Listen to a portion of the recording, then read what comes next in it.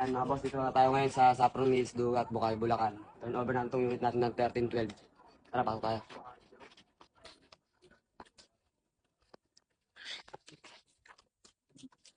Bali, inabot ko kami dito ng 3.5 months.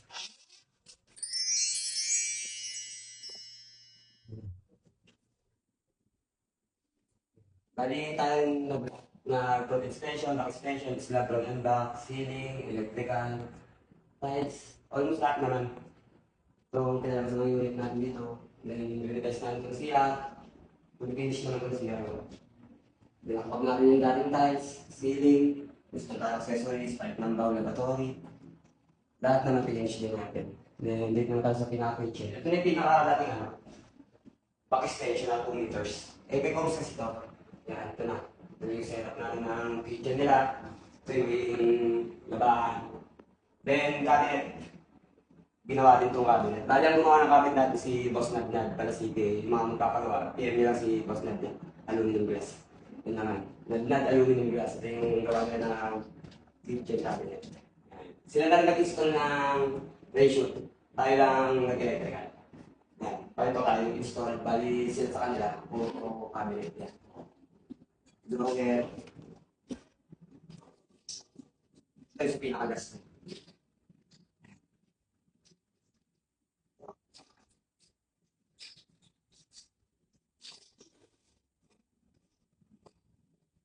Bali tayo sa taas. Meron na tayo bar table. Bar table, TV console, then storage.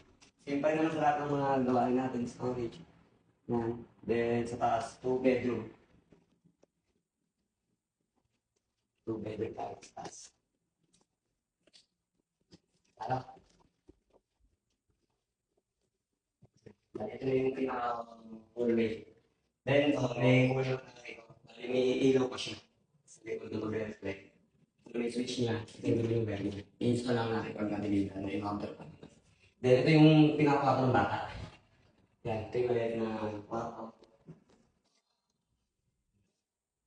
Ito, yung mga maliit na. Kaya na rin gumawa nitong log bed. Then cabinet. Ito yung pinaka-kwarto ng anak niya. Then, sa master bedroom.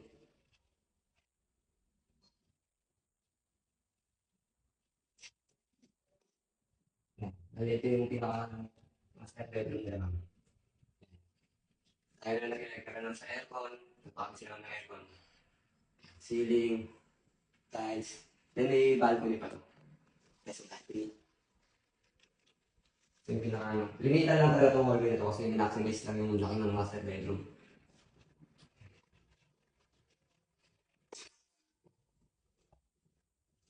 Ikaw lang mag-adjust pag lalabas. Then ito yung pinaka-balcony. Nilagay ko ng aircon para sa space din. Then nag-install din tayo rito ng langiran. Itong pinaka-hallway nila ma'am. Pero may plano pa talaga sila rito sa pinaka-floor nito.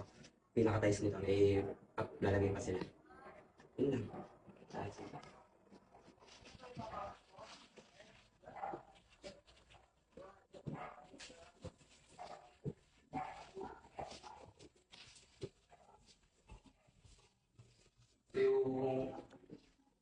Ito yung contract natin na start kami rito parang nagbubulan yung gumagawa yung bagay kami. Nadali lang kami parang 2 weeks pero abot naman kami sa date ng contract namin.